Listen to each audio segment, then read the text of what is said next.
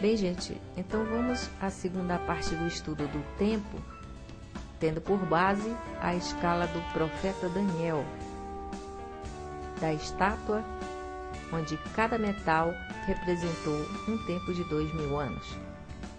Essa mesma escala, ouro, prata, bronze e ferro, ela representa também escalas de tempos menores, como as 4 estações do ano, primavera, verão, outono e inverno, e também, numa escala menor ainda, a estátua representa as fases da lua, crescente e cheia, menguante e nova. E ainda, a estátua representa as 4 partes do dia, madrugada, manhã, tarde e noite. Se nós compreendermos a correspondência entre essas escalas de tempo, nós entenderemos os portais. Toda essa simbologia numérica dos 4 metais da estátua, em suas várias escalas de tempo, foi representada também nos 4 arraiais de Israel. Quando Moisés colocou as tribos ao redor do tabernáculo, ele o fez segundo a ciência que ele aprendeu, a ciência do tempo.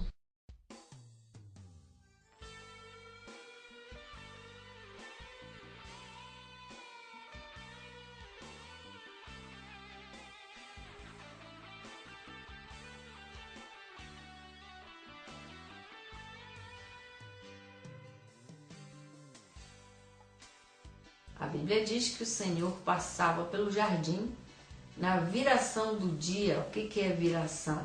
É quando está passando de um período para o outro. Por exemplo, quando o sol está nascendo, é uma viração do dia. Quando chega meia-noite, é uma viração. Quando chega 6 horas da tarde, viração quer dizer o quê? Quando vai passar de um período para outro. Adiante nós vamos ver agora os portais das estações do ano. A Terra leva 1 ano para dar uma volta ao Sol. Se você, por exemplo, você tem 30 anos, você já deu 30 voltas ao redor do Sol. E nesse percurso que ela faz durante 1 ano, ela se inclina para um lado e para o outro, dando origem às 4 estações do ano. O ponto vernal, que é o ponto do início, é considerado o 21 de março. Aí você pode pensar, mas quando é inverno num hemisfério, é verão no outro, como é que a gente vai saber? Nós vamos considerar a ideia de Moisés. Nós temos em Israel 4 arraiais, equivalente às 4 estações do ano. Essas 12 tribos, elas são equivalentes aos 12 meses do ano. 12 meses que são assinalados pelas casas das constelações no céu. Esses sinais que Deus deixou para nós estudarmos. Vamos ver o arraial do Ar primeiro.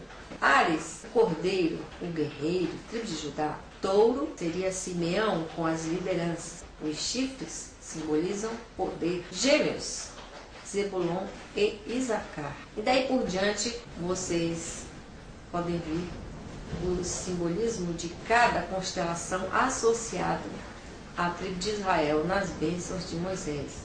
Então vamos começar o estudo a partir do portal da Páscoa.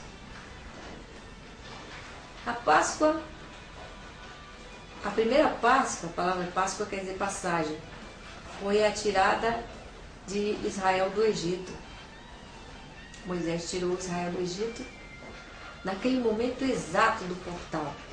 Muito tempo foi esperado para que aquilo acontecesse. E também a morte de Jesus Cristo aconteceu no portal da Páscoa, muitos anos depois. O primeiro portal, que é o de Judá, a primeira constelação do Cordeiro, Carneiro, Áries, Guerreiro. O que foi que aconteceu no Egito? Os filhos primogênitos dos faraós, dos egípcios, morreram. E muitos anos depois, Jesus, o primogênito, filho de Deus, morreu naquele portal de Páscoa. Então nós temos várias indicações de que este seja o primeiro portal. Agora, Se você pensa assim, ué, mas vamos ver o dia exato. Não dá para ver, porque depende da lua. Os portais dependem da lua. Por exemplo, a Páscoa ela era comemorada na lua cheia. Na lua cheia depois do equinócio. O sábado era a lua. Eles sabiam que havia chegado o sábado por causa da lua. Quando Jesus morreu, eles disseram assim, vamos, os fariseus, né, sacrificar Jesus logo antes que chegue o sábado. Porque no sábado eles sabiam que estava tudo fechado. Os portais estão fechados. No templo tinha a porta que ficava fechada. Ela não se abria. Mas o sacerdote, o príncipe, poderia entrar pelo vestíbulo da porta. O que significava o vestíbulo da porta? Às vésperas da lua, quando os portais se abrem. Então o príncipe poderia entrar no sábado, que era no dia da lua, nas vésperas, nos vestíbulos da porta. E foi assim que Jesus entrou para as regiões da morte. Nas vésperas da lua cheia, ele morreu. E depois ele passou a lua toda, que era o sábado, descansando. E quando abriu a próxima porta, depois da lua, Jesus ressuscitou. E com ele ressuscitaram muitos que estavam lá embaixo. Ou seja, a porta abriu e eles conseguiram passar. O portal, você espera a entrada das estações e espera a lua também.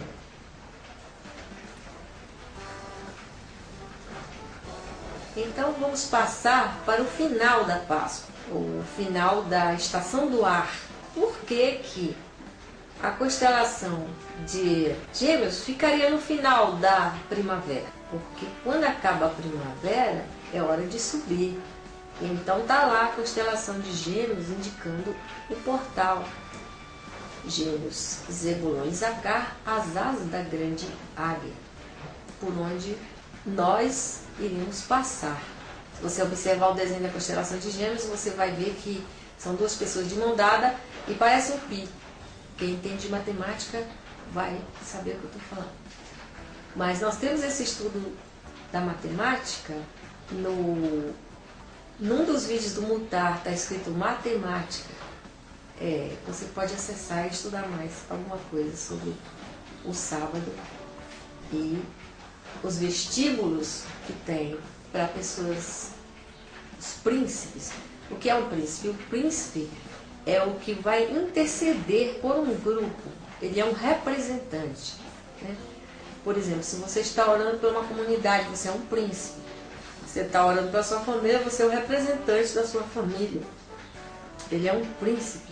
Então vamos ver o portal de subida. O que foi que aconteceu no final da primavera? Ora, o final da primavera é a entrada do verão. O que foi que aconteceu na Bíblia nessa época? O profeta Ezequiel, ele viu os querubins, dia 5 de Tamuz, do mês Tamuz. Esse nome Tamuz foi colocado, ele quer dizer sol. Era o sol na Babilônia, se chamava Tamuz. Então é o início do verão. Então, termina a primavera, começa o verão. Foi aí que o Senhor falou para a gente prestar atenção, que quando era o início do verão, a figueira refloresce. E a gente tinha que prestar atenção no início do verão. Ele disse isso em enigmas, porque ele falava por enigmas, para os fariseus não entenderem. O que era que os querubins estavam fazendo? Eles estavam carregando o trono de Deus. Eles estavam carregando o trono de Deus. Porque um querubim, ele é um transportador. É aquele que leva, que carrega as pessoas. Ele pode aparecer como pássaros, né? No caso da entrada do ar, nós temos o corvo. O corvo foi o primeiro animal que foi solto da arca. Ele representa a primazia. Os animais alados, eles estão na entrada dos ares. Nós temos o exemplo da grande águia, né? Que a visão dela é muito ampla, ela enxerga muito longe. Então, nós temos que adquirir essa capacidade das águias. Nós temos que enxergar longe e não apenas ficarmos bitolados naquilo. Na entrada dos ares também tem as moscas. O que é uma visão de uma mosca? A mosca, ela enxerga de vários ângulos. A visão dela não é monocular, ela enxerga de vários ângulos. Ela pode estar aqui, mas está enxergando ali atrás e vários lados. Então nós temos que ter essas capacidades para entrarmos no ar.